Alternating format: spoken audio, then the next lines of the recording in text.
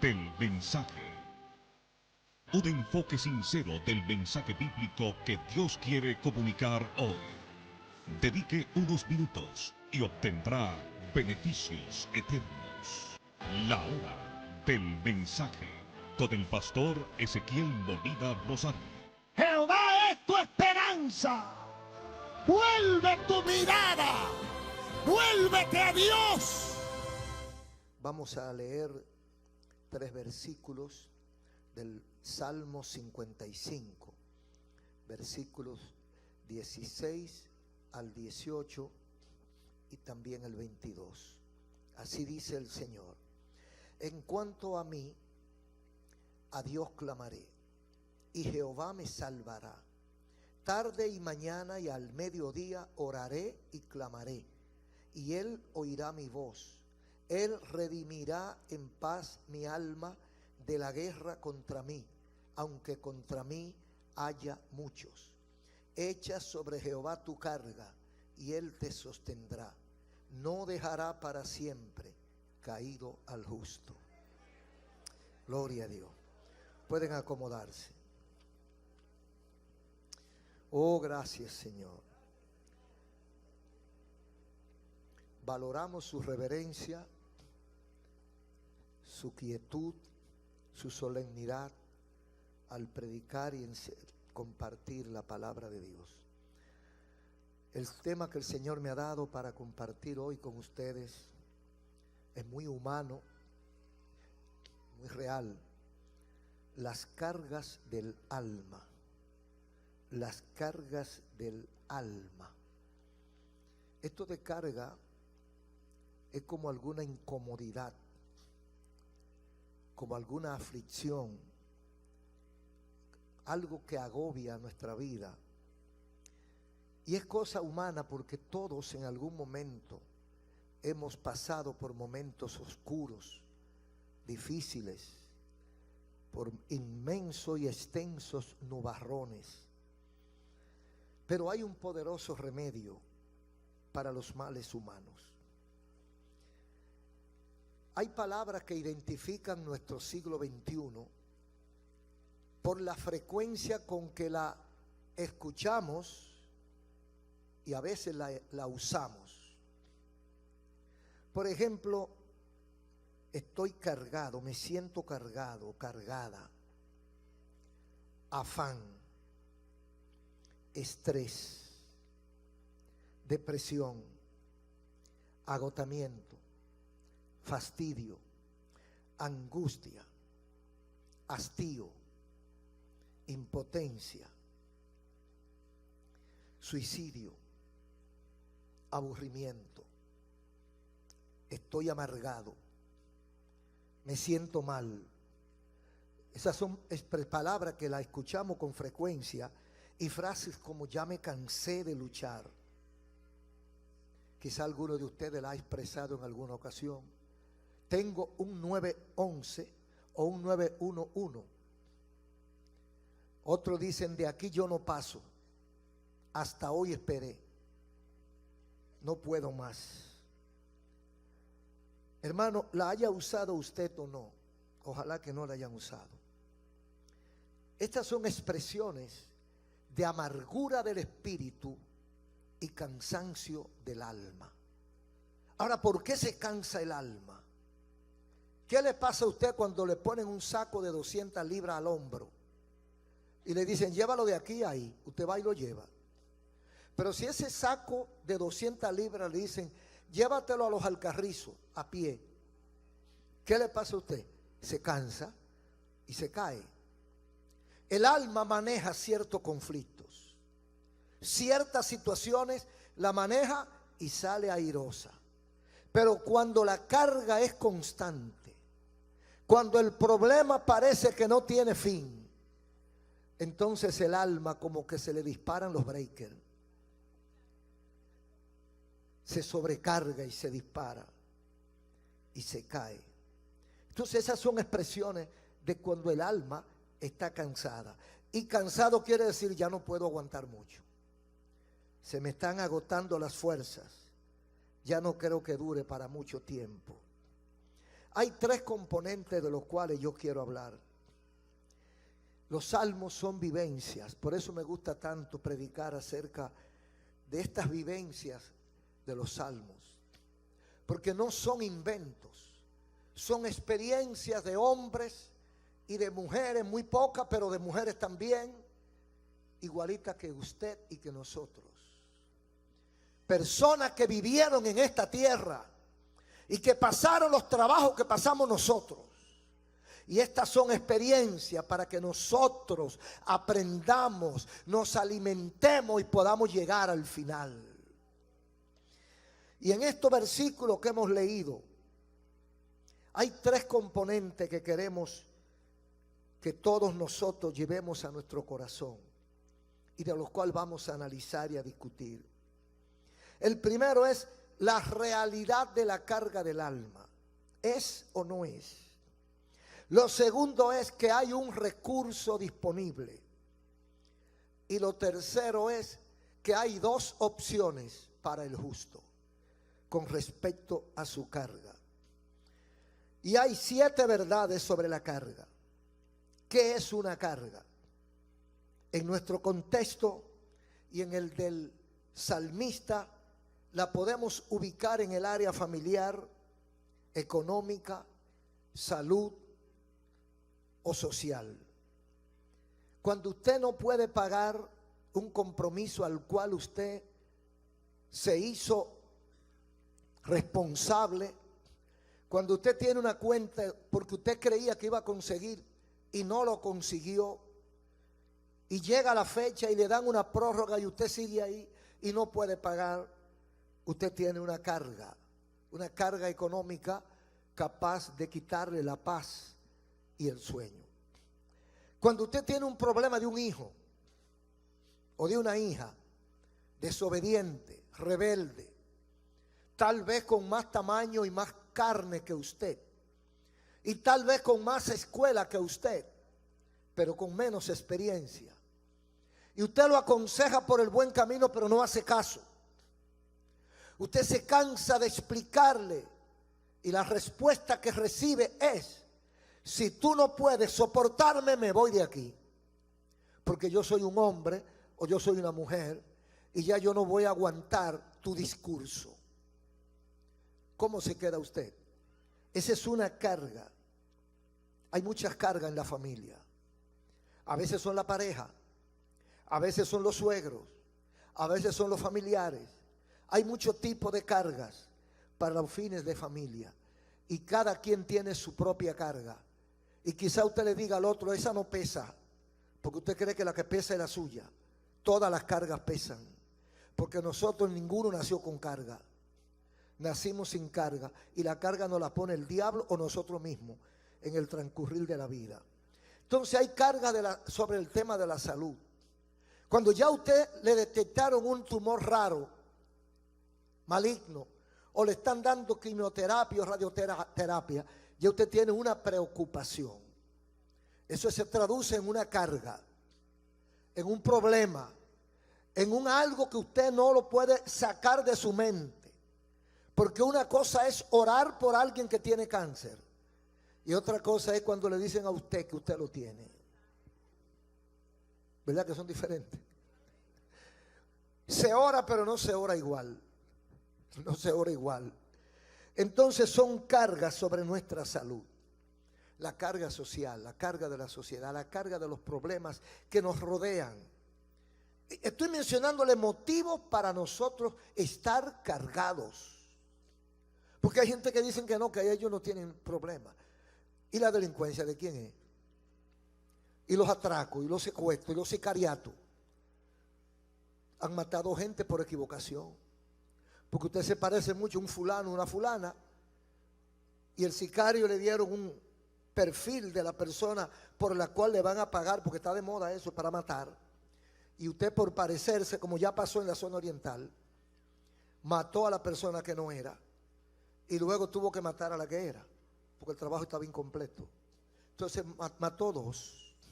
Ahí no hay problema, porque para ellos eso no es problema. Para todo el que no es delincuente, para todo el que quiere vivir una vida tranquila, que somos la mayoría. Para todo el que tiene familia, eso es una carga. Saber cómo está nuestra sociedad. Y si usted le da mucha mente a eso, usted se enferma también. Porque es una carga, es un problema que usted ni yo lo puede resolver. Entonces, son motivos de estar cargado. Ahora, ¿quiénes son afectados por esas cargas? 4 tipos de personas son afectados con toda esa carga que hemos mencionado. En primer lugar están los débiles. ¿Quiénes son los débiles? Los que no pueden. Los que quieren, pero no pueden. Entonces, como no podemos, el problema nos afecta. Yo quiero que se resuelva, pero yo no puedo hacer nada. Entonces, los débiles pagamos la consecuencia. Los que no podemos cambiar la situación, pagamos la consecuencia. Los débiles. En segundo lugar, esos problemas afectan a los imprudentes. Los imprudentes que se meten en rojo, se meten en el problema sin darse cuenta por no analizar. Si usted ve una discoteca y una iglesia, y en vez de meterse en la iglesia se mete en la discoteca, usted cae en la clasificación de imprudente. Entonces los problemas se le van a pegar. Quizá usted no lo generó, pero no fue prudente. Se le pegan los problemas cuando no hay prudencia para tener amigos, amistades, para establecer relaciones con una persona. Usted sabe lo que una mujer tranquila, una mujer decente, le hace caso a un hombre, a un caballero que no conoce, y de repente el tipo es un sicario o un criminal o un narcotraficante, y después que han salido 2 o 3 veces ella le dice que no va a seguir con las relaciones y la amenaza. Si me deja, ya tú sabes, o mía o de nadie. Ahora, ¿quién se ganó ese problema? La imprudencia de ella. Usted no le puede dar entrada a cualquiera que llegue. Usted tiene que analizar. Si tiene que ir a los departamentos investigativos, vaya, pero averigüe con quién usted se va a relacionar, porque los tiempos son peligrosos. Estamos en el tiempo en el que menos corre, vuela. Y usted le ve la carita de yo no fui, trajeado, inofensivo, y a veces es un demonio con ropa. Entonces, por imprudentes, a veces cargamos con las consecuencias. Los impíos, los que practican la maldad, porque el impío, el malo, el criminal, es malo hasta un día.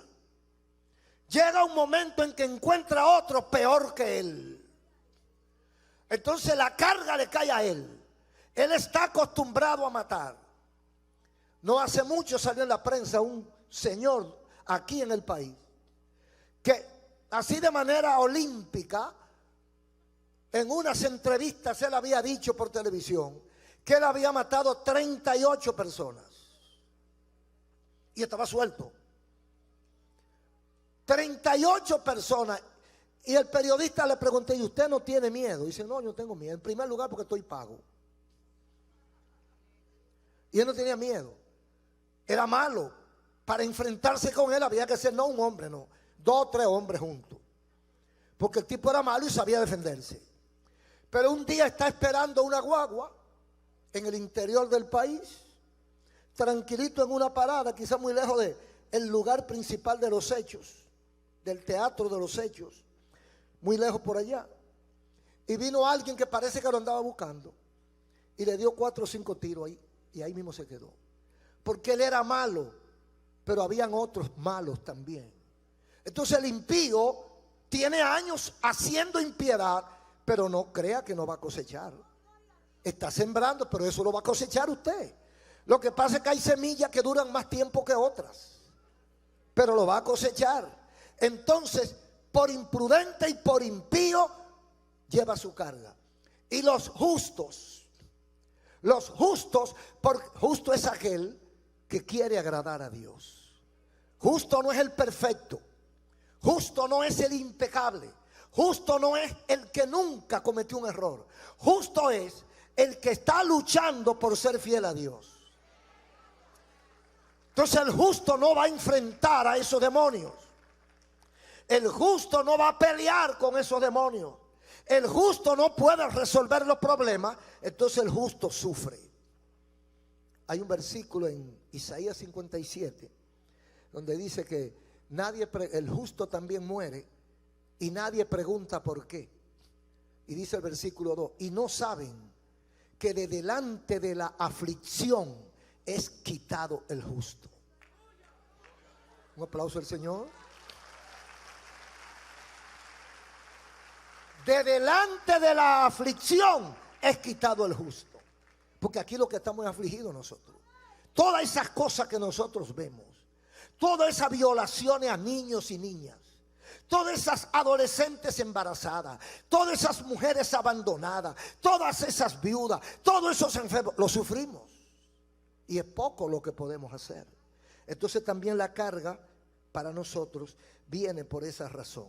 No hay paraíso aquí en la tierra. Todo aquí está salpicado por la maldad.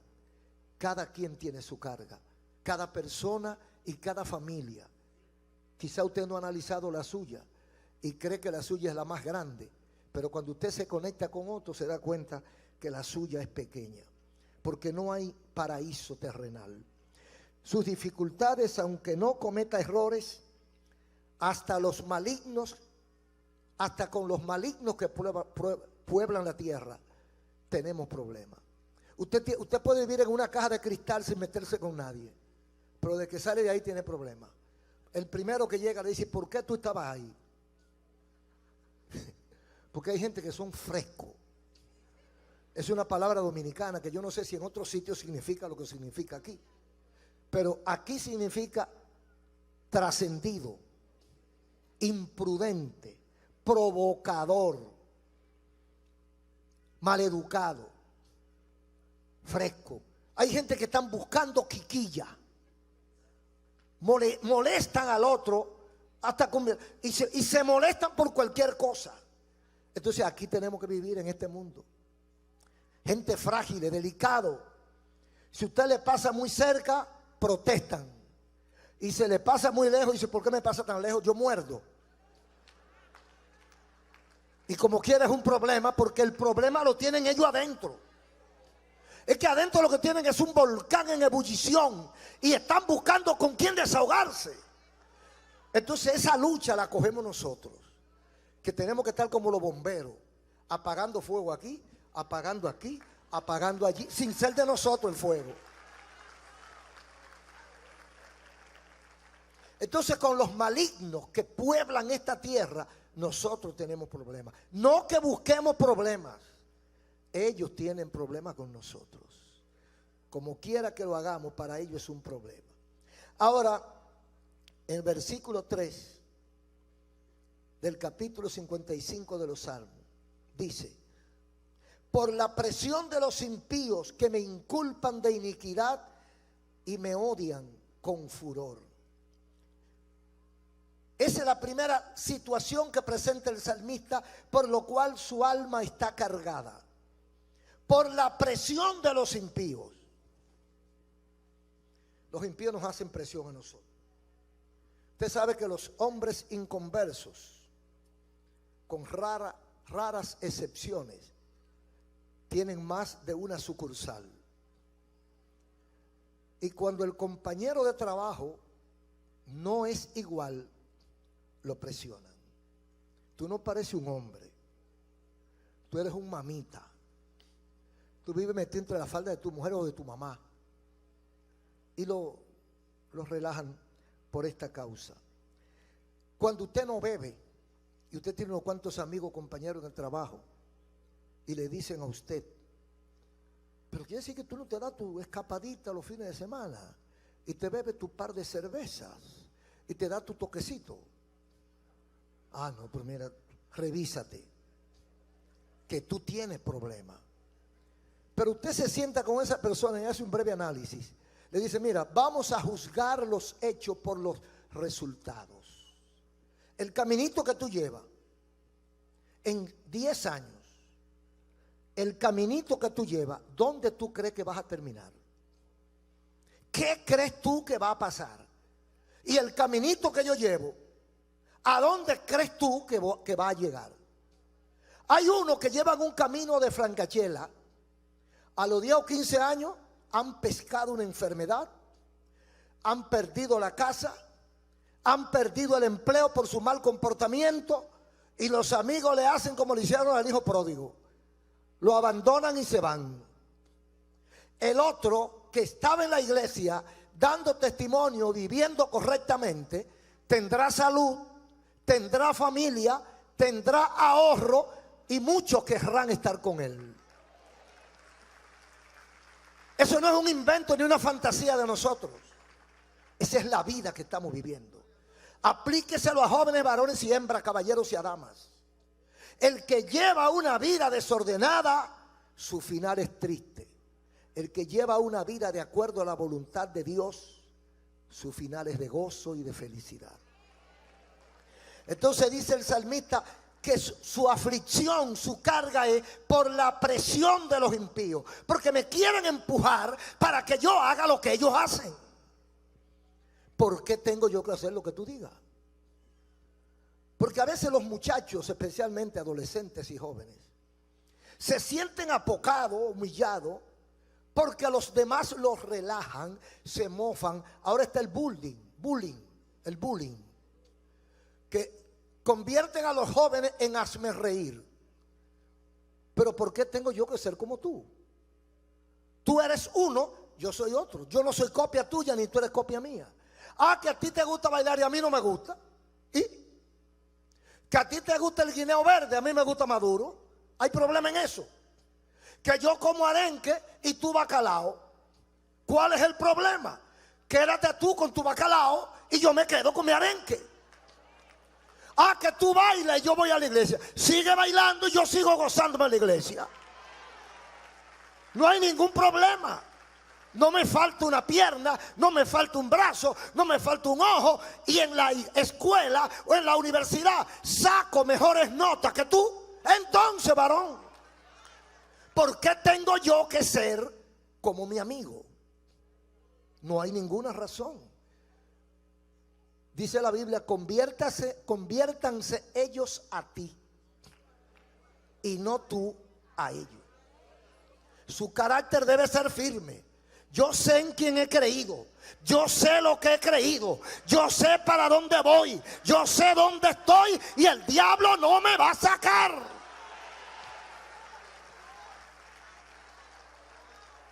La presión de los impíos es fuerte. Entonces dice David, y me inculpan a mí de iniquidad y me odian con furor. Sí, porque como usted no quiere hacer lo mismo que ellos hacen, lo odian y lo inculpan. Porque cuando el impío ve que usted no hace lo que él hace, entonces se quiere inventar algo para decir que usted hizo, porque es así. O sea, para que todos estemos sucios. Y la injuria, el chisme, la mentira está a nivel, pero mire, full. Eso está no solamente con los políticos, en la sociedad en general, en el comercio, en la industria y a veces hasta en las iglesias. Levantar un falso testimonio le cuesta nada. Ahora, quitar eso, imagínese usted, ensuciar la imagen, el prestigio o el testimonio de alguien, aunque tenga familia, a esos charlatanes no le importa. Ahora, limpiarlo después, eso es imposible, porque el que riega y riega algo queda. Pero ese es el mundo que vivimos, donde los impíos nos inculpan de iniquidad. En el 55, 4 y 6, él describe en qué consiste su carga, en qué es lo que le está pasando. Terrores de muerte me han caído encima. Estoy leyendo resumido. Oiga como dice el salmista, terrores de muerte me han caído encima. Temor y temblor me han sobrevenido y me cubre el espanto. Dije, ¿quién me diese alas como de paloma? Volaría y hallaría reposo. Óigame, esos son frases que pueden ser familiares. Terrores de muerte me han caído encima. Hay momentos cuando usted cree que ya, de aquí yo no me escapo. Llegó mi día. No doy más. Se acabó la zafra conmigo. Entonces ahí llegó este hombre describiendo cómo se sentía. Es la descripción de mucha gente que nos escucha. Ese traje le queda mucho. Terrores, terror de muerte me ha caído encima. Temor y temblor me ha sobrevenido. Cuando usted ve una situación que viene para encima suyo y que no hay manera de usted resolverlo. Había un hombre que tenía una sucursalita. Tenía a su esposa, era un hombre honorable, un hombre correcto, de cierto nivel, y todo el mundo lo respetaba, y la esposa y la familia creía ciegamente en él. Pero él tenía un floreteo, una aventura con una jovencita, porque no hay cosa que le guste más a un viejo que una jovencita. ¿Por qué ustedes se ríen? Por dos razones. Porque los hombres saben que es así, o porque lo sienten, y las mujeres porque han tenido la experiencia. Entonces aquí no hay nadie ajeno a eso. Entonces ese hombre tuvo su romance. Mire, cuando llega un caballero bien plantado, con un buen traje, ya usted sabe, por el libro, la muchachita se le van los ojos, porque ella lo que piensa es que la va a poner bien. Eso es lo que ella piensa, me va a poner bien. Y hay una subcultura que le dice a las niñas: cuando tú estés grande, cásate con un viejo con cuarto. Porque un viejo sin cuarto no vale, pero mire, nada. Pero un viejo que no tenga cuarto, en el zafacón, ahí lo ponen. Entonces, él tenía su romance y todo en su casa bien. Pero ¿qué pasa? Parece que ya él no quería seguir bregando con la muchachita. Y él estaba medio chivo y quiso soltarla y lo llamó. Dice: mira, yo sé dónde vive tu esposa. Si tú me dejas, voy y se lo digo. Y el hombre por poco tiene un accidente. Le cogió la cabeza. Ay, Dios mío, ¿y ahora qué yo hago? Esta bendita loquita ahora me va a dañar mi vida. Entonces dice David: terrores de muerte me han caído encima. Ahora, ¿quién tuvo la culpa? En el caso del caballero, hizo su travesura y ahora le tiene miedo a lo que él hizo. Porque si usted es un hombre para cometer el error, sea un hombre para aguantar la respuesta también, las consecuencias. Dígaselo a su mujer. Dice: mira, yo tuve un problema que no es problema. Porque hay problemas que no son problemas, pero se le llama problema. Yo tuve un problemita en la calle, me pasó esto y esto, así que yo te pido perdón y haz lo que tú quieras conmigo. Se enoja por unos días, pero se ablanda. Pero si viene por la boca de la tiguerita, ay, Jesucristo, se le cae la casa encima al hombre. Entonces algo así le pasó a este salmista: terrores de muerte me han caído encima, temor y temblor me han sobrevenido y me cubre el espanto. Qué terrible, hermano, cuando usted sabe que algo que realmente usted hizo que es malo y que se va a destapar.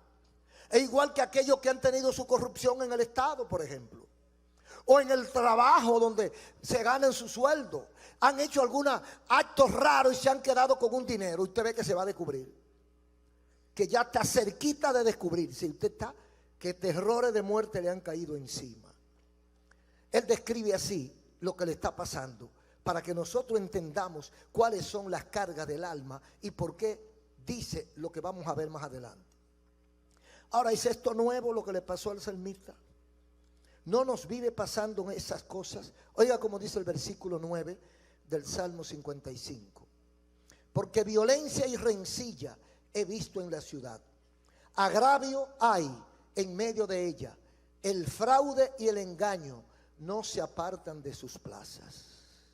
Es otra carga de todo aquel que quiere hacer la voluntad de Dios. La violencia y la rencilla la vio en la plaza, en la calle, en los parques, en la ciudad. y agravio en medio de ella. Y encima del agravio, o sea, las ofensas, cómo la gente se ofende uno a otro, cómo se violan los derechos del otro, del más débil. Y todo eso es una carga para el salmista. Entonces dice, agravio hay en medio de ella, el fraude y el engaño. ¿Cuánto fraude hay? Usted va a comprar algo y tiene que cuidarse para que no lo engañen. Usted va a comprar un carro y fácilmente se lo venden con el motor fundido. O se lo venden con una matrícula con un problema. Usted va a comprar un terreno y fácilmente encuentra que tiene un lío con el título. Que alguien se lo quitó, que alguien le falsificó la firma. O sea, eso está lleno, los abogados viven bregando con eso. Hay especialistas en fraude. ¿Cuánto fraude, cuánto engaño está viviendo la gente? Desde el que vende 2 libras de arroz hasta el que vende 200 millones de dólares. Porque todo el mundo lo que quiere es ganar más. La codicia, la avaricia está acabando con la gente y los lleva al engaño, al fraude, a la violencia. Porque la violencia no tiene otro motivo que no sea ese. Y en séptimo lugar, dice el salmista, versículos 12 y 13, si un enemigo me hubiera afrentado, yo lo habría soportado, pero fuiste tú, un hombre igual a mí, mi compañero, mi amigo. ¿De qué está hablando? De traición. Eso es lo que vemos también. A veces la persona que está más cerca de usted, a veces hay gente a quien usted le ha dado casi su vida, gente a quien usted le dio importancia, lo levantó, lo ayudó en el momento que estaba tocando fondo, está a su lado y de repente se convierte en su peor enemigo. Eso le preocupaba al salmista, traición y engaño. Si hubiera sido mi enemigo, un enemigo cualquiera que me afrenta, yo lo hubiera entendido. Si cualquier perafustán, cualquier parásito social viene de 4 vientos a donde mí y me hiere, yo lo soporto. Pero no así mi amigo, mi compañero, mi igual a yo, aquel a quien le conté mis secretos, aquel con quien yo compartía, se ha levantado contra mí. Eso carga el alma del salmista y se parece a Jesús cuando uno de sus 12 lo cambió por 30 monedas de plata. Eso tiene mensaje poderoso para nosotros. Cualquiera puede traicionarnos. El único que no traiciona es el Señor. Gloria a Dios. Pero hay ayuda para las cargas del alma. Hay mucha gente que fracasa porque ignora que hay un recurso. Porque hay momentos en la fe o en la vida de fe en que a uno se desmaya ante la pesada y prolongada carga. Nosotros estamos en un mundo malo, en un mundo difícil, en un mundo de ataques, de insolencia, de maldad, de traición, de engaño, de odio, de robo, de abuso. Y en este mundo, unos vencen y otros fracasan. Y fracasan aquellos quienes ignoran que hay un recurso, que hay una vía de escape.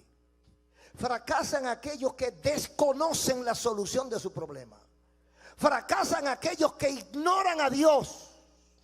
Fracasan aquellos que no creen en Dios. Fracasan aquellos que no le hacen caso a la Biblia. Fracasan aquellos que confían en ellos. Fracasan aquellos que ponen su confianza en los hombres, en los bancos, en la fortuna material, en la tarjeta de crédito. Esos fracasan porque nada de eso es eterno.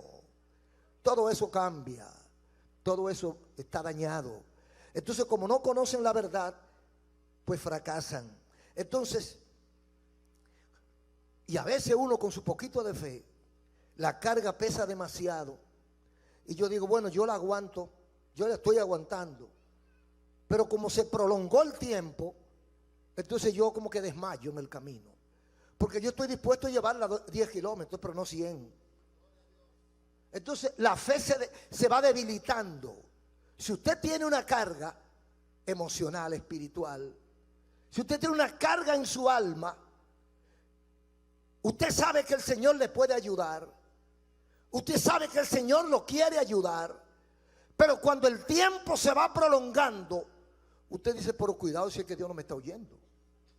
Cuidado si es que yo no estoy haciendo lo que Dios quiere que yo haga. Entonces su fe comienza a menguar, comienza a ir desmayando, porque pierde el norte y se aparta un poquito del Señor. Ahora, ¿cuál es esa ayuda a la cual nosotros queremos hablar? Ayuda con las cargas del alma. Porque hay una ayuda para las cargas del alma. Hay un manejo perfecto para aquellos que están atribulados y acongojados. Aquellos que ya no saben qué van a hacer con su vida. Aquellos que están acorralados. Aquellos que están entre la espada y la pared. Aquellos que dicen, no me quedan 5 minutos de vida. Voy a explotar como un cohete. Para ellos hay una solución. Hay una ayuda para esa carga. Porque son cargas más pesadas que lo que uno puede. Porque a veces usted dice, pero eso no es nada. No es nada para ti. El que la tiene encima soy yo. Porque ver la cruz en la espalda ajena es un show.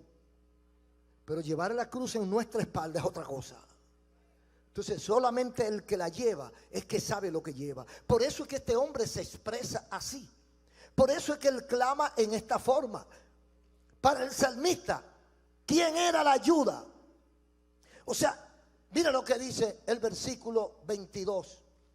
Echa tu carga sobre el Señor y Él te ayudará. O sea, estamos hablando de que hay una ayuda para manejar esa carga. ¿Cuál es esa ayuda? Para él era Jehová. Para ti, ¿quién es? ¿Quién es tu ayuda para ti? ¿Quién es mi ayuda? Cuando yo me siento jorobado, al caer al piso, al quebrantar mi esqueleto cayendo en una barranca, porque ya no puedo ni defenderme. ¿Cuál es mi ayuda? ¿A quién yo llamo? Cuando estoy entre la espada y la pared, ¿a quién usted llama? ¡Oh, gloria a Dios! Ahí es que está el tranque de los ateos. Que cuando se ven en ese momento, dicen, Dios mío, ¿y qué es esto? Pero no creen. Pero yo le garantizo que todo el que a Dios ha clamado ha salido victorioso. Para David, la ayuda era Jehová. Jehová de los ejércitos era la ayuda para David. Entonces él aconseja, echa tu carga sobre el Señor y Él te ayudará. Echa tu carga sobre el Señor y Él te ayudará. Echa tu carga sobre Jehová y Él te ayudará. ¿Y por qué no lo hacen ustedes? Él lo hizo. O sea, lo que él está escribiendo, lo que él está diciendo, no es lo que le dijo un amigo. Es lo que él hizo. Él echaba su carga sobre Jehová. Si usted había estado echando su carga en otro sitio y todos le fracasaron, entonces cambie y échela sobre Jehová. Pero tiene que tener la suficiente humildad y la suficiente confianza para echar su carga sobre el Señor, con la garantía de que Él lo va a escuchar. ¿Cuál fue su fórmula? ¿O cuál es la fórmula para que un amigo, para que un hermano ponga su problema, su carga, aquello que lo agobia por años, el problema que lo ha puesto viejo? ¿Te ha visto gente que se ha puesto viejo antes de tiempo? Los problemas económicos ponen viejo a la gente. Los sufrimientos en el hogar, los maltratos de casa, generalmente de esposo a esposa. Ese comportamiento horrible de mucha gente atrae la vejez. Pone a uno viejo antes de tiempo. Entonces, para uno deshacerse de esa carga, hay una fórmula. compuesta de dos elementos: fe y obediencia. Si usted no puede creer en el poder de Dios, entonces échese por un lado. Si usted cree en el poder de Dios, pero no está dispuesto a obedecerlo, échese por un lado, que usted no va para ningún sitio. Ahora, si usted puede juntar fe con obediencia, usted triunfó. Echa tu carga sobre Jehová. La confianza de él era: él te ayudará. ¿Por qué decía el salmista que él te ayudará? Porque a él lo había ayudado. Él me está inventando. Él está diciendo lo que pasó en su vida. Él me ayudó a mí. Él te va a ayudar a ti. Ahora, ¿qué hizo David para que lo ayudaran? Porque hay gente que viene: pastor, ore por mí, que tengo problemas. ¿Tú le sirves al Señor? No. Digo, ahí comienza tu problema. Ora por mí para que me quite la carga. ¿Para qué? Para que haga más maldades que la que está haciendo. Así que lo lamento. Dios no va a hacer nada contigo. Porque ora por fulano. Ay, ora por el... Ay, mi esposo está enfermo. Le detectaron un cáncer. Y los médicos le dieron 6 meses de vida. ¿Le sirve él al Señor? No. Pregúntale si él quiere entregarle su vida a Cristo y lo quiere hacer sinceramente. Cuando se lo preguntan se queda callado. No quiere decir ni sí ni no. Pero quieren que oren por él. No, así no funciona. Hablamos de fe y obediencia. Yo creo en el poder de Dios, pero yo estoy dispuesto a obedecerle también. Usted cree en su papá, pero usted no le obedece a su papá. ¿A dónde van a llegar? Haciendo usted lo que le da la gana. Entonces, el salmista lo resume así: fe y obediencia. Y el versículo 16 y 18: no obstante, yo clamaré a Dios y el Señor me salvará.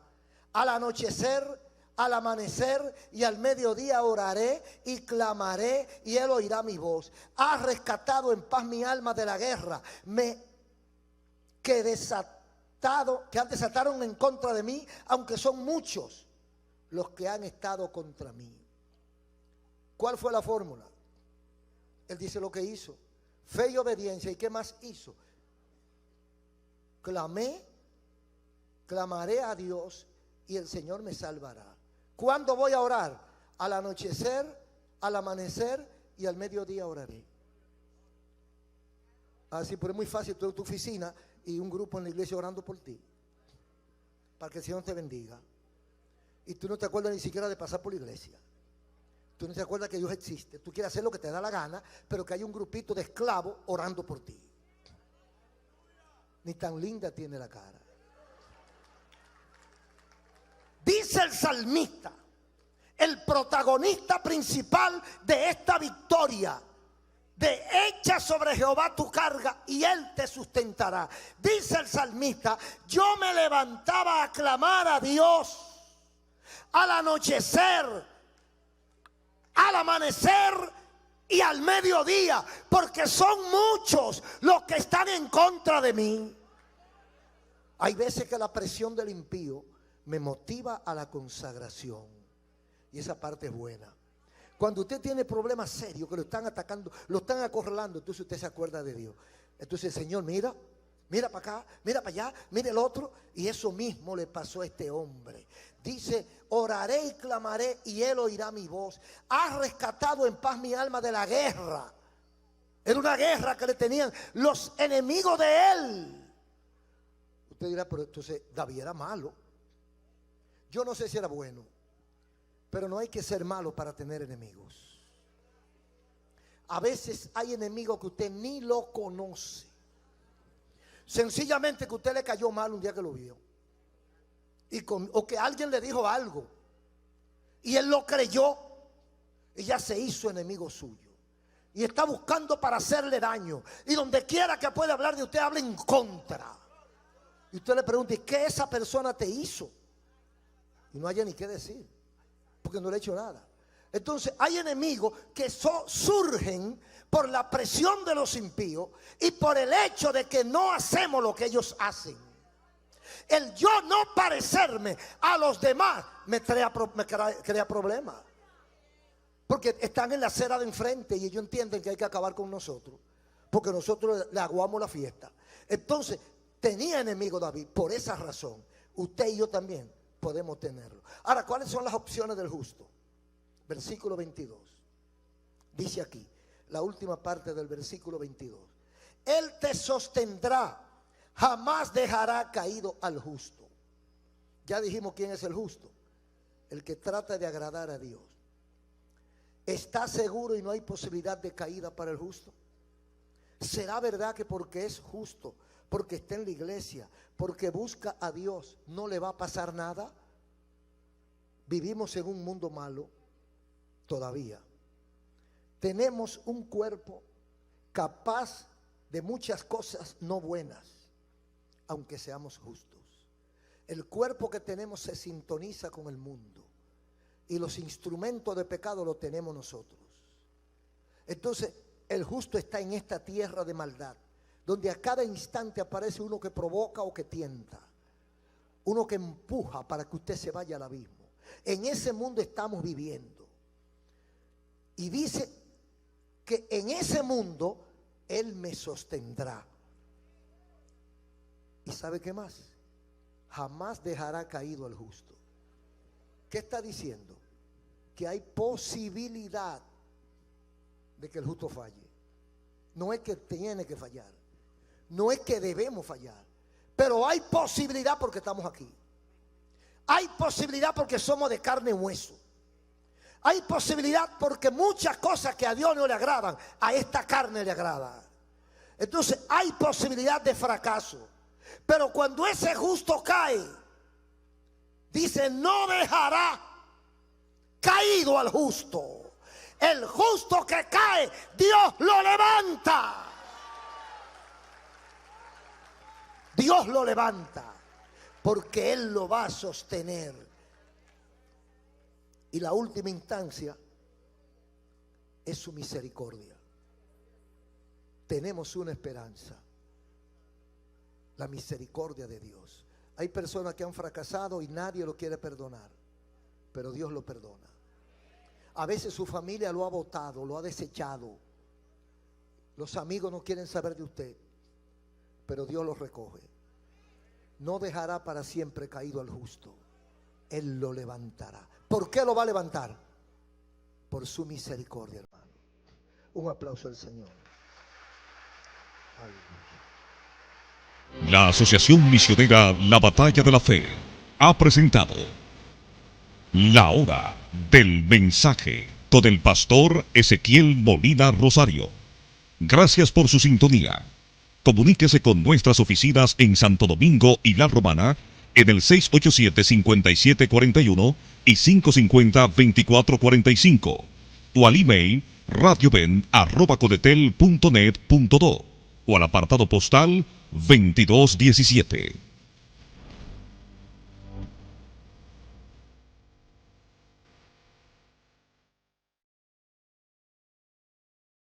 Esta noche tener a un hombre de Dios que a través de generaciones ha sabido mantenerse y Dios le ha permitido ser voz y luz para esta nación. Nos referimos al obispo reverendo Ezequiel Molina Rosario. Él tiene la palabra del Señor en esta hora.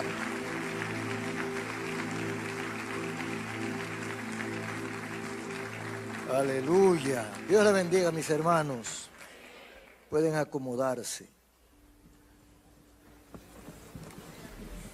Es un honor para mí en esta noche tener la oportunidad de compartir algo de la palabra del Señor junto a tantos dignatarios de la fe cristiana, evangélica y pentecostal.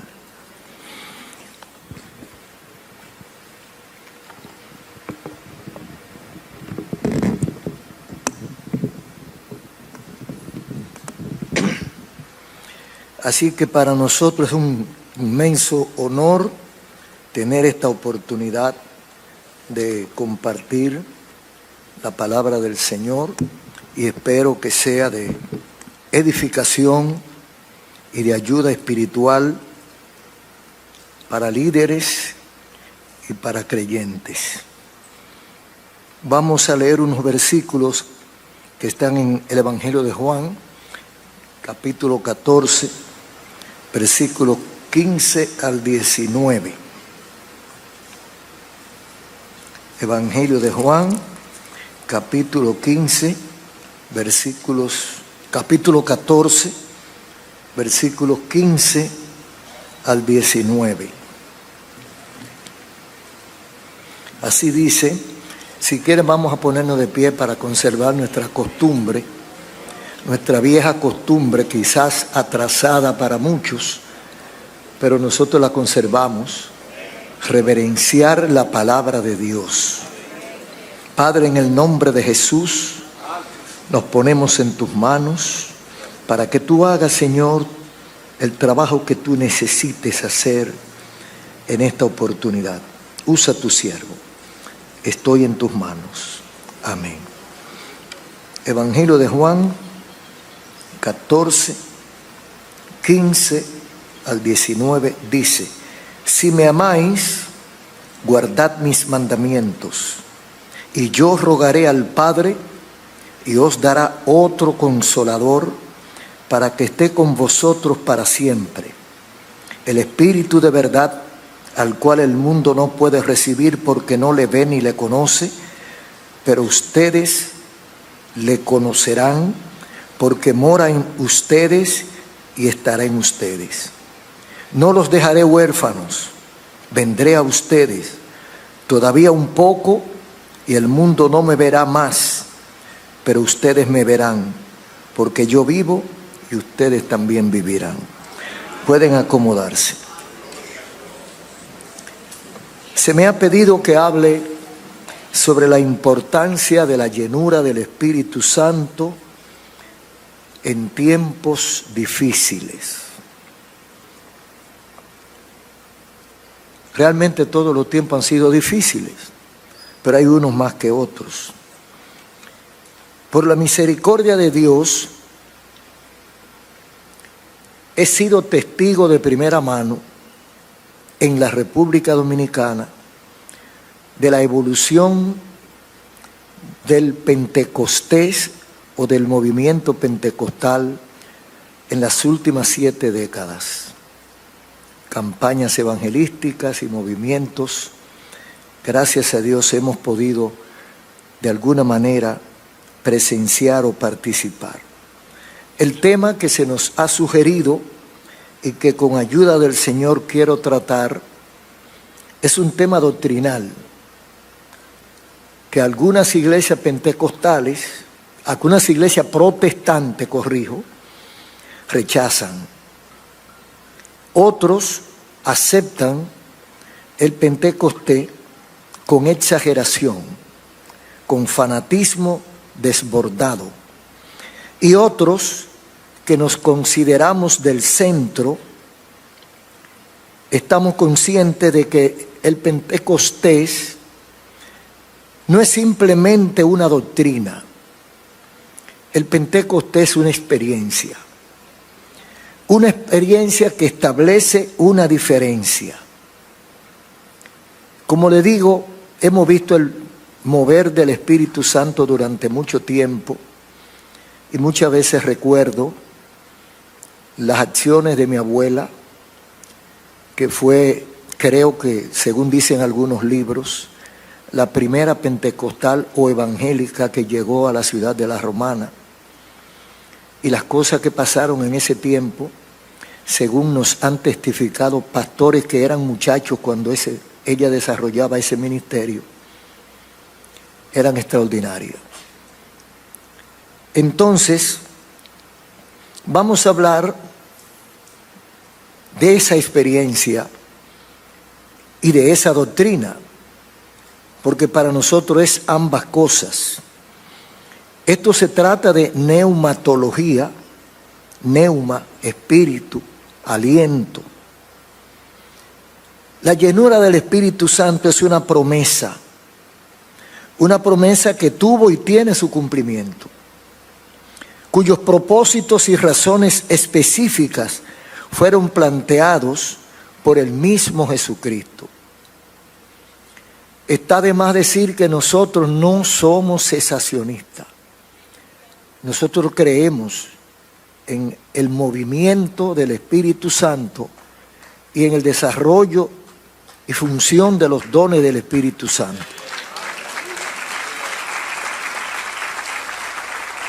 Hay una promesa del Señor Jesús, una promesa de Jesús en síntesis. De forma sencilla y clara que el Señor está conversando con sus discípulos, pero una conversación amena, tranquila, personal, con ese grupito de discípulos que está ahí, pero cuya enseñanza llega hasta el día de hoy, como luego lo manifiestan los discípulos, los apóstoles de Jesús, en sus diversos mensajes. Entonces el Señor se reúne con sus discípulos y le está instruyendo y le comienza diciendo: si ustedes me aman, guarden mis mandamientos. Porque hay mucha gente que es cristiano o que eran seguidores de Cristo, pero no lo amaban. Entonces él está hablando con la gente de adentro, la gente de cerca. Si ustedes me aman, guarden mis mandamientos. Y yo rogaré al Padre, y Él le dará el Consolador, para que esté para siempre. Para siempre.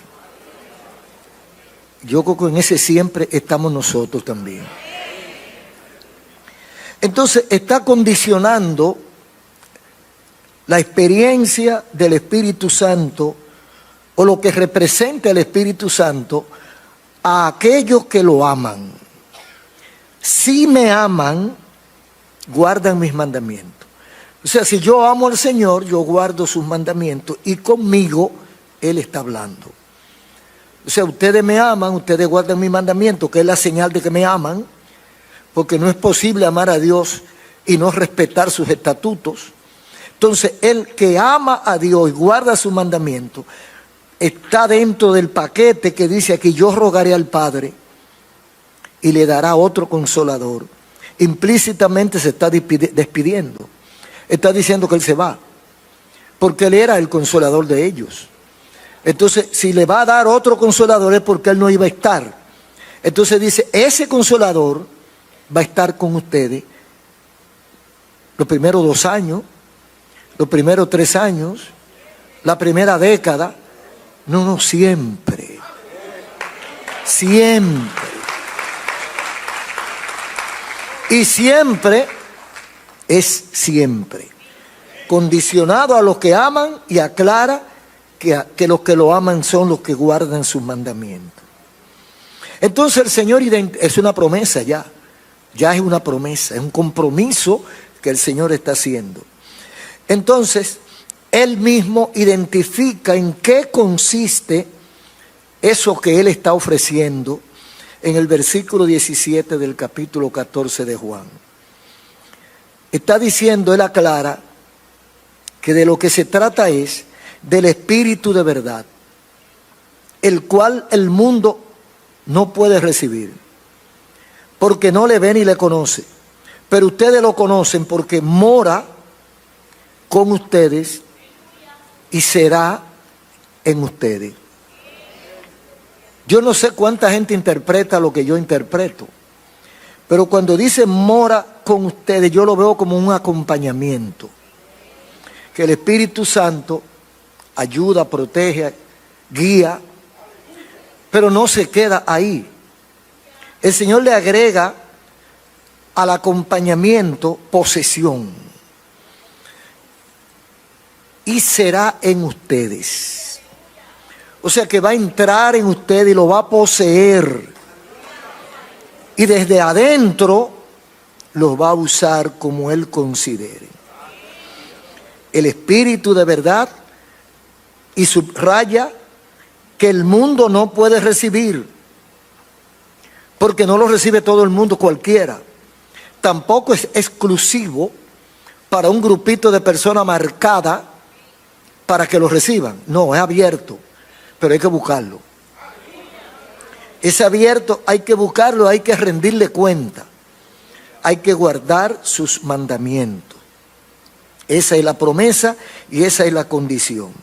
El porqué de la promesa y auxilio en tiempo difícil.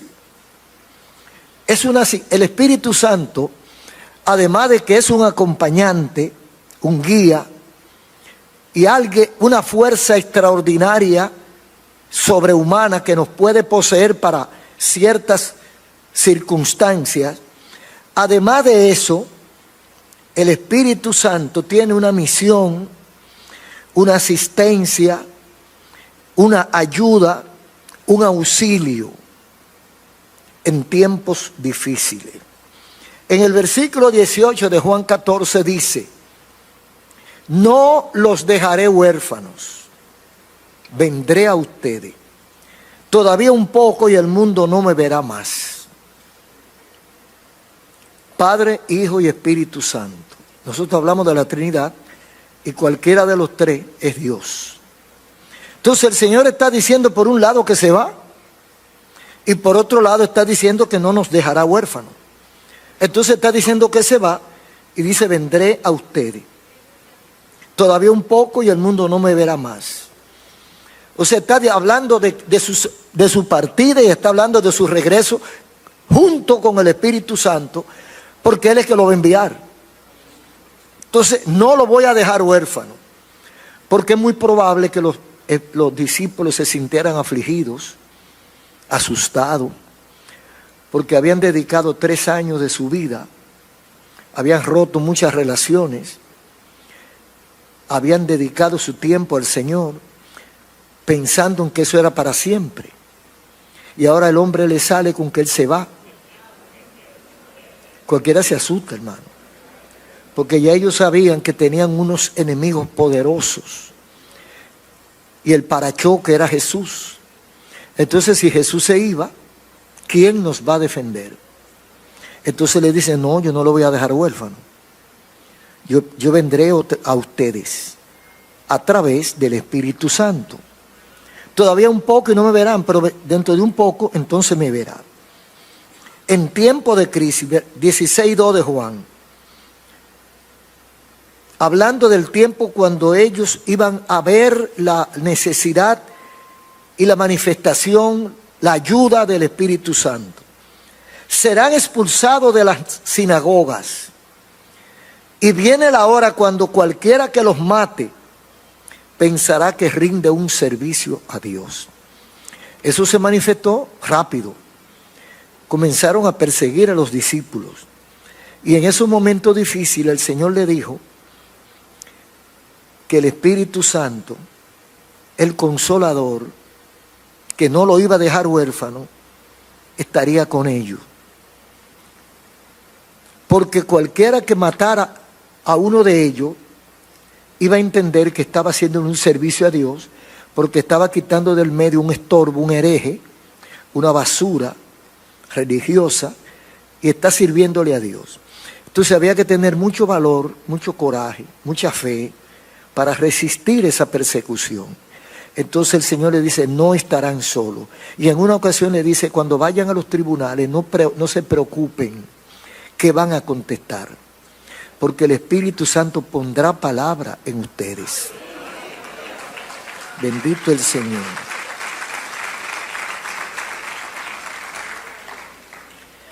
Serán expulsados de las sinagogas como estorbo, ¿verdad? Porque los judíos iban a echarnos de la sinagoga. No quieren saber de eso, de estos cristianos. Pero ellos lo que no sabían, la resistencia que iban a tener esos cristianos. Ahora bien, estamos hablando de la promesa del Espíritu Santo para llenar un vacío, para abastecer como una herramienta para la subsistencia de esa iglesia que estaba comenzando y que su maestro se iba. Entonces hay una misión y una función del Espíritu Santo primero ante el mundo. Hará el trabajo que nosotros no podemos hacer. El Espíritu Santo es prometido porque lo necesitamos. No hay explicación o no hay posibilidad de sobrevivir la iglesia de Cristo en un mundo hostil sin la ayuda, sin la presencia del Espíritu Santo. Porque el Espíritu Santo hace el trabajo que nosotros no podemos hacer, usándonos a nosotros, pero inspirándonos y dándonos facilidades, capacidades que no son humanas. Entonces hará el trabajo que nosotros no podemos hacer ni con la inteligencia artificial. Porque hay gente que está asustado por la inteligencia artificial. Digo, déjala que la implementen para que ustedes vean cómo el Espíritu Santo la va a avergonzar.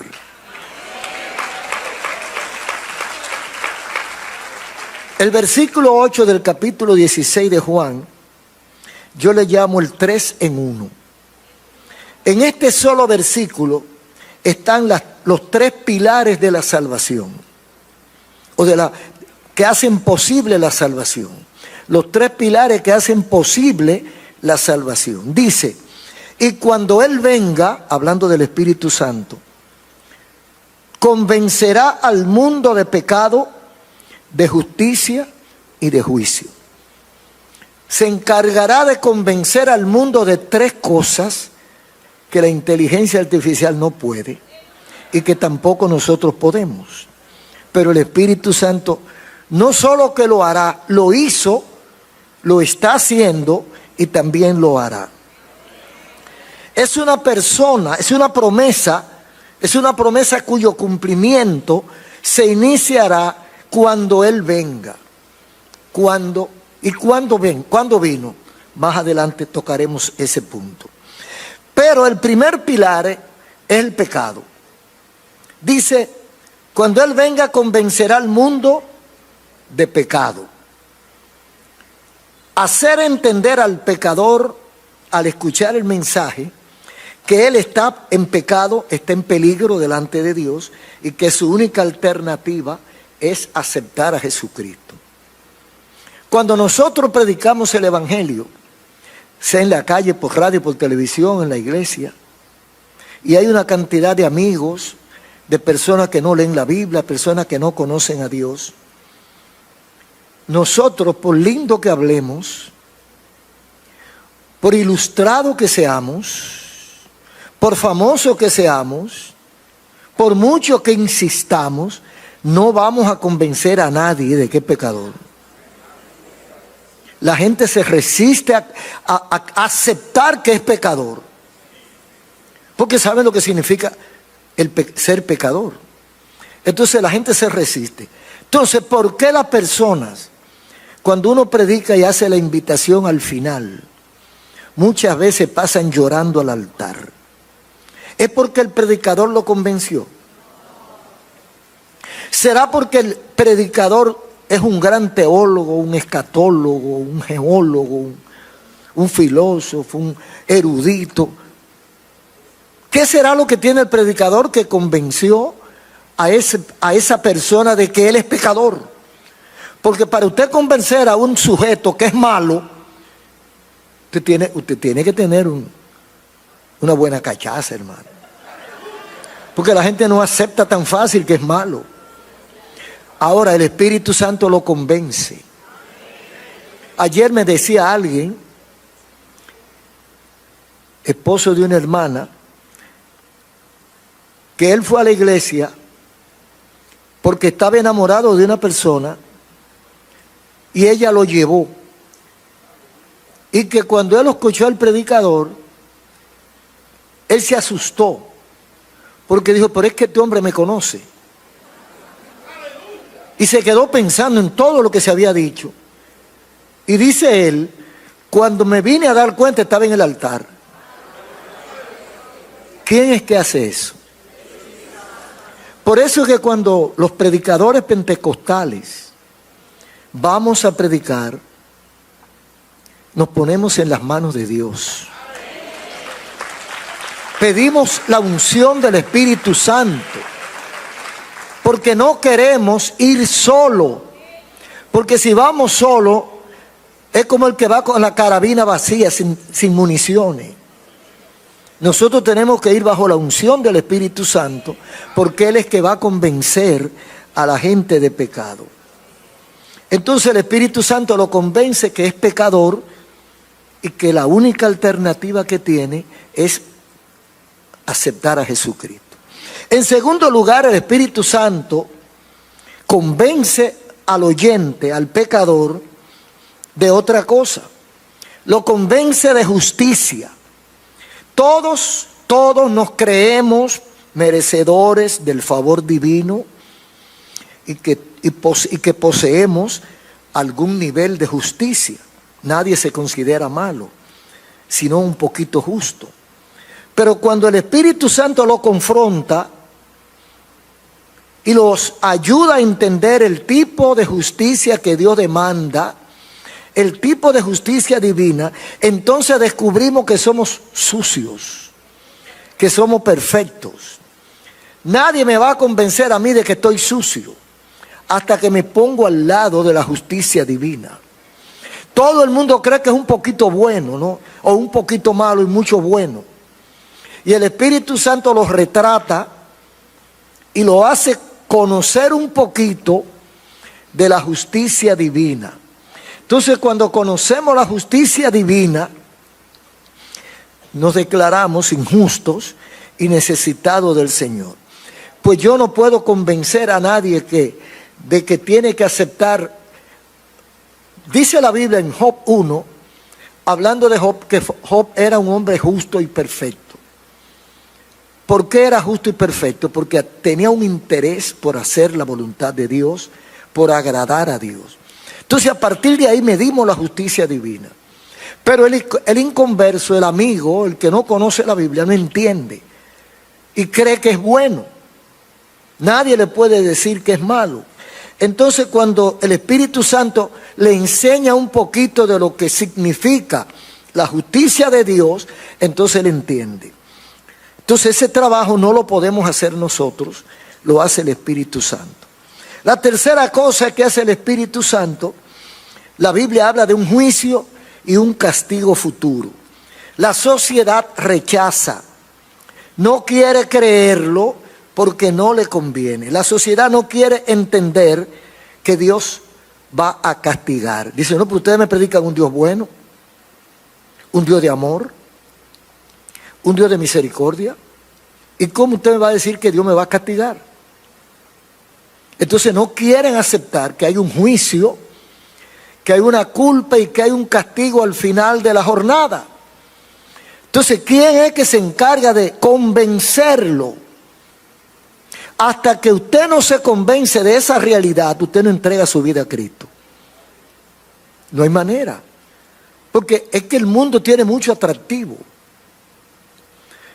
Y seríamos nosotros hipócritas y mentirosos si decimos que el mundo no tiene nada que le guste a nuestra carne.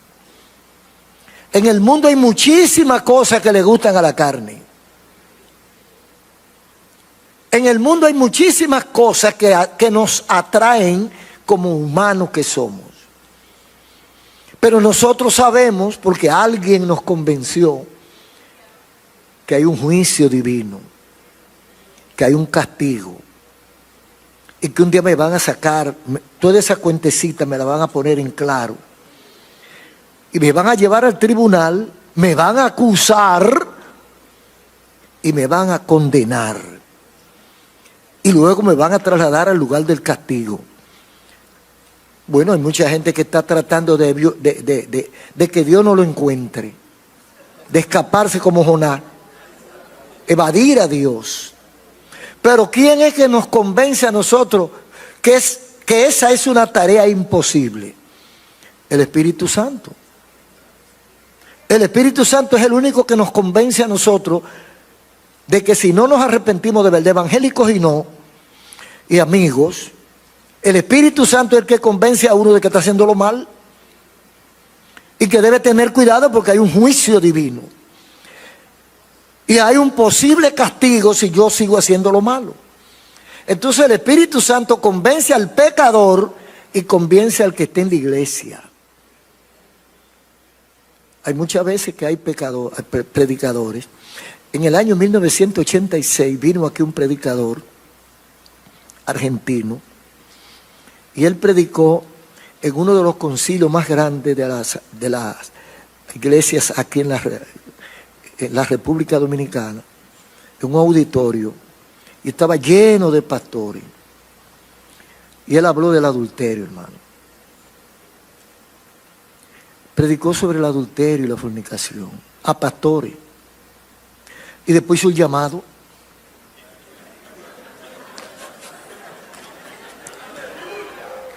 Pero lo grande no es eso, lo grande es que pasaron algunos.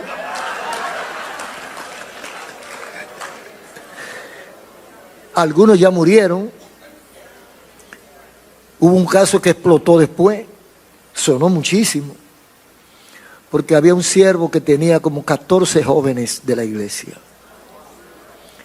Y yo recuerdo que vinieron gente de Puerto Rico, de la misión a que él pertenecía, a pasarle juicio.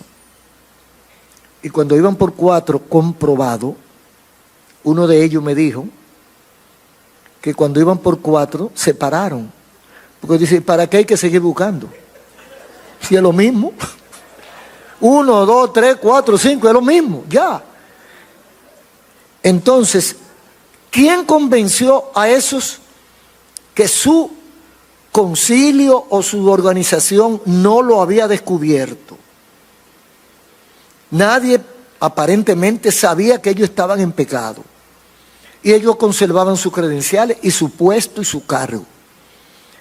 Y en esa reunión, el Espíritu Santo lo convenció que si no pasaban rápido, se lo podía llevar el diablo, hermano.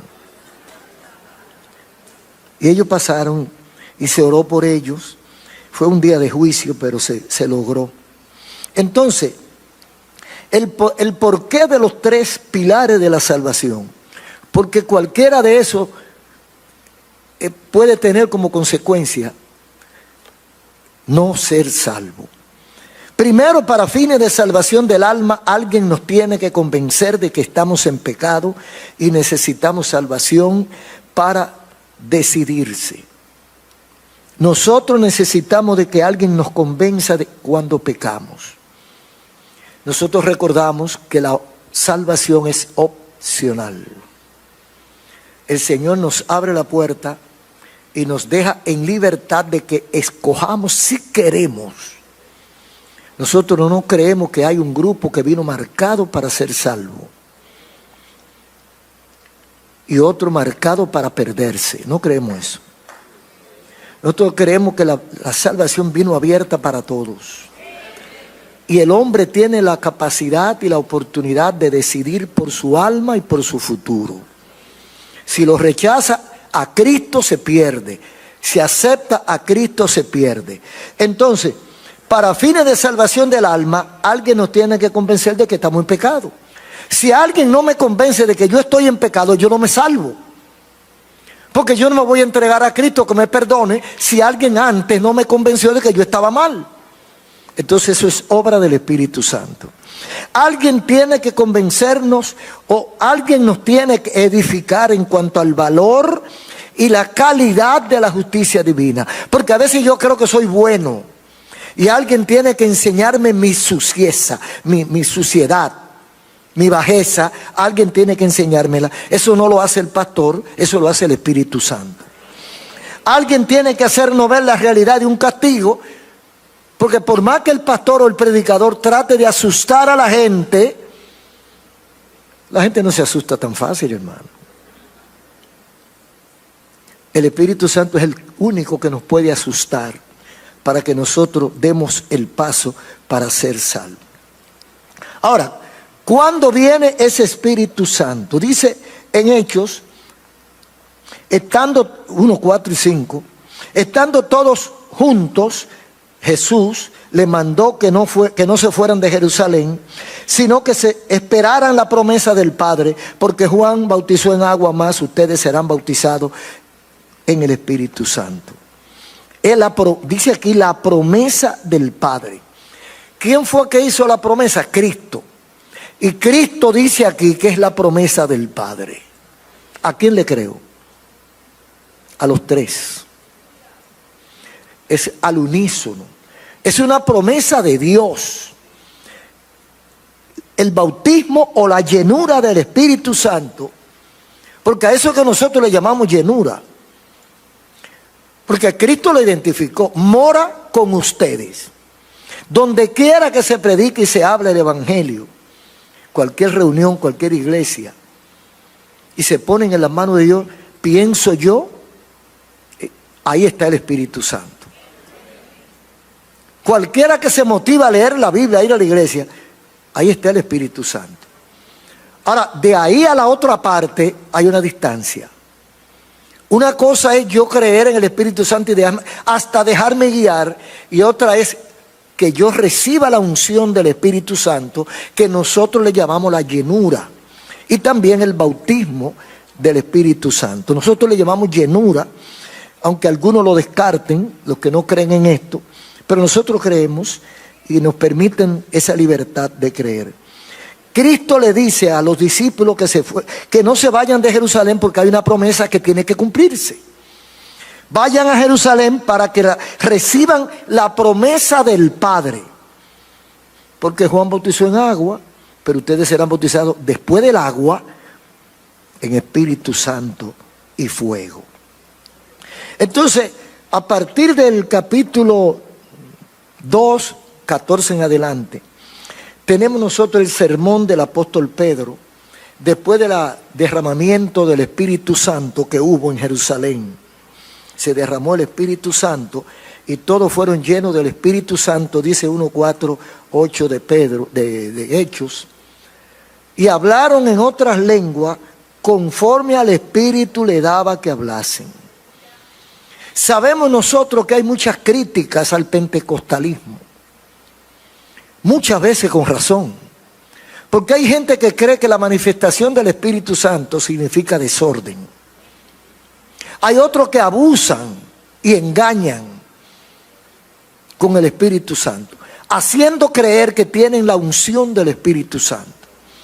Se inventan unas lenguas que si usted le da seguimiento las repiten en todas partes, porque son lenguas aprendidas. No son lenguas del espíritu, son lenguas de la carne. Necesariamente no hay que hablar en lengua para usted estar lleno del Espíritu Santo, en público. Usted recibe su bendición en secreto. El Señor lo unge, usted habla toda la lengua que le dé la gana. Y cuando usted va al escenario, usted habla en español, habla en inglés o en el idioma que la gente lo va a entender. Pero a veces se usa como un mecanismo de sugestión o de manipulación. Porque hay gente que cree que si habló en lengua está pegado de Dios. Que Dios tenga misericordia de nosotros. Fíjense la diferencia, hermanos. Pedro era cobarde, porque Pedro negó a Jesús. Cuando Pedro vio la verdad, la hora cero, Pedro se escondió, se mandó, dijo, no, espérate, yo voy a sacar pie de aquí, yo voy a poner distancia de este hombre, porque yo no, ¿y qué hago? ¿Y cómo yo me defiendo? Mira que tú te... No, muchacho, yo no me parezco a ese hombre, ¿no? Tú estás viendo mal. No, yo... Pero si tú hablas igual que él.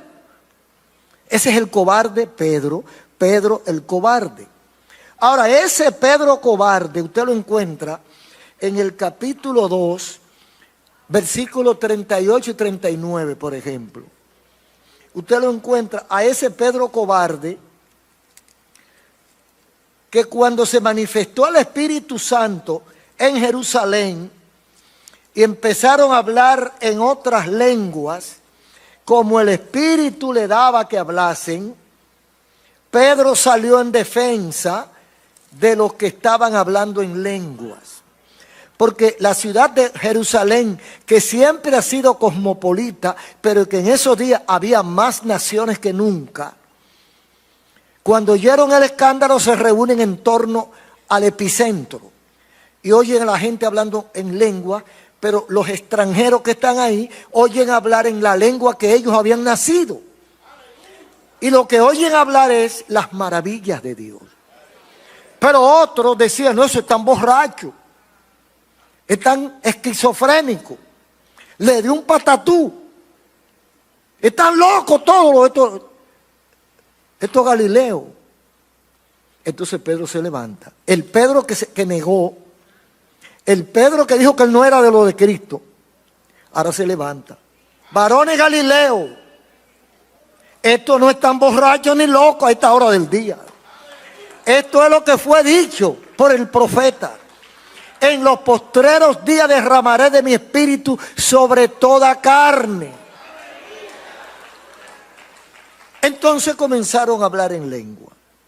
Más adelante, el mismo Pedro enfrenta a los escribas. Dice Pedro en el versículo 39. Y esto no es solo para nosotros, sino para todos los que en Él creen. Para vuestros hijos, para los hijos de vuestros hijos, para los que están cerca y para los que están lejos. Los pentecostales, un poco ignorantes y medio locos, creemos eso. Nosotros creemos que éramos los que estaban lejos. Nosotros creemos que comenzó en Jerusalén y llegó a la República Dominicana.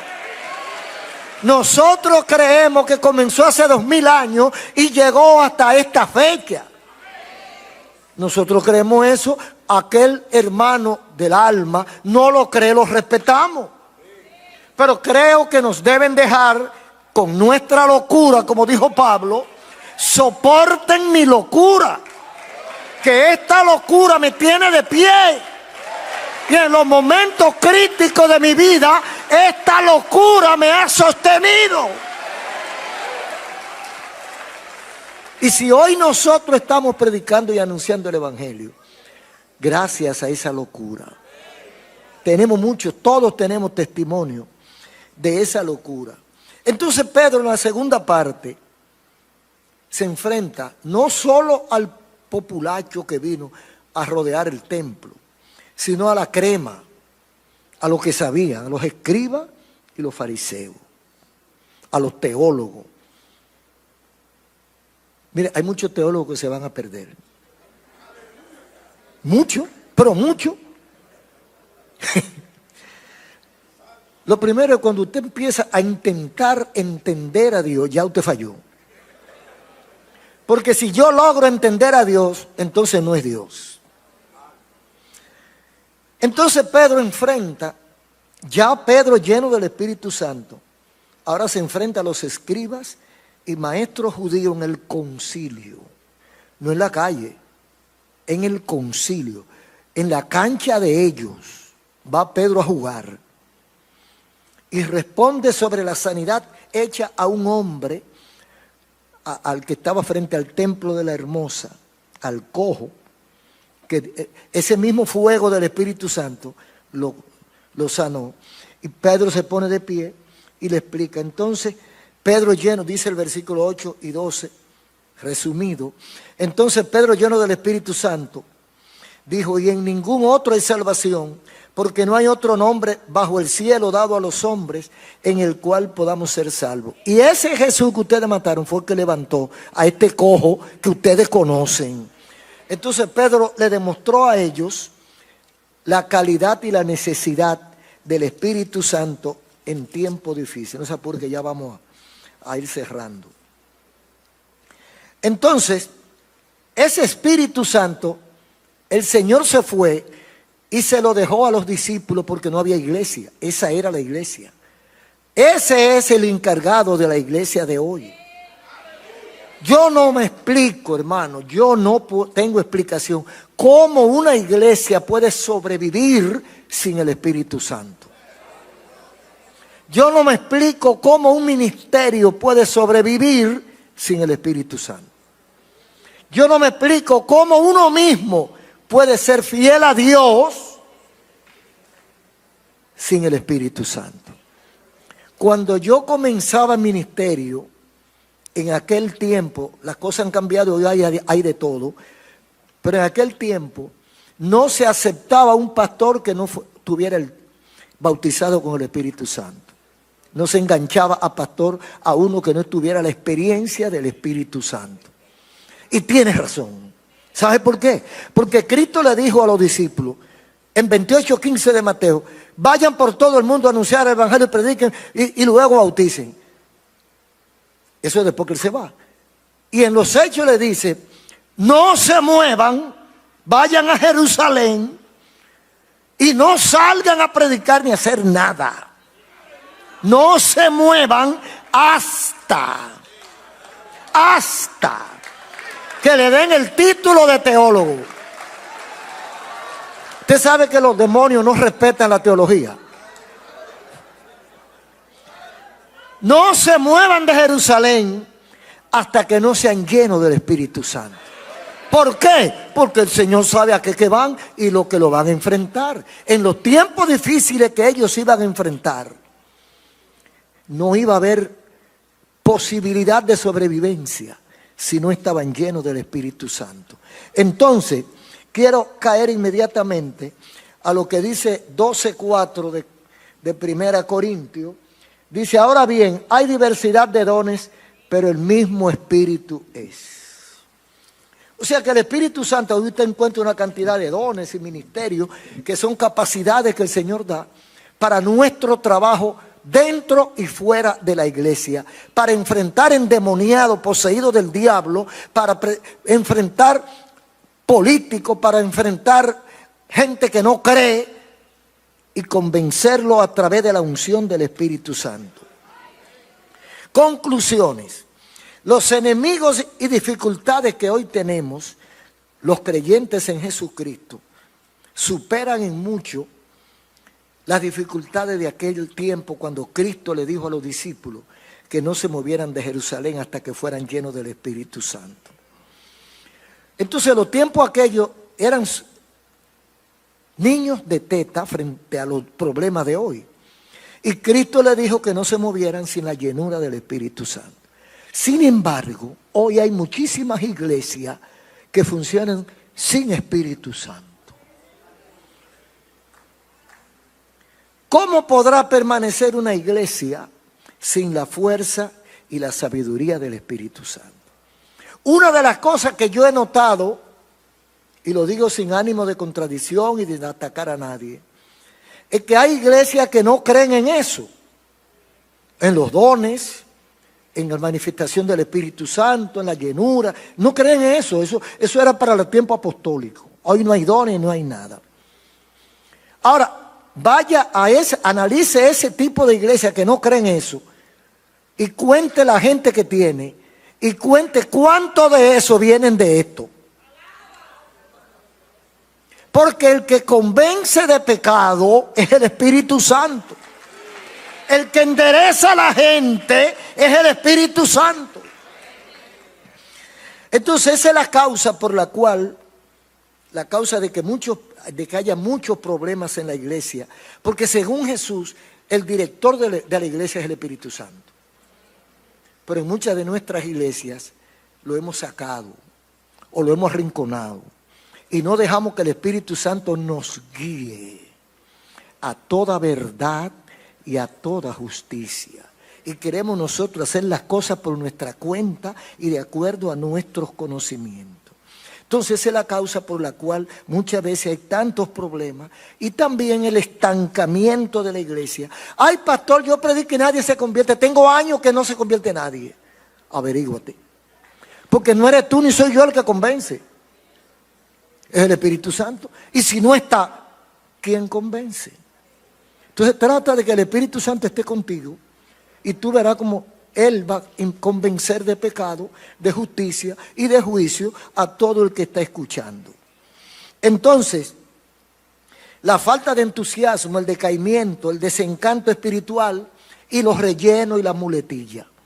Cuando el Espíritu Santo no está, tenemos que inventar muchas cosas para que la iglesia se mantenga. Con el permiso y el perdón de todo lo que le gusta eso. Pero para mí, Ezequiel Molina Rosario, ¿por qué hay danzarinas en las iglesias? ¿Cuál es el aporte de las danzarinas al culto de la iglesia? Entretenimiento. visibilidad.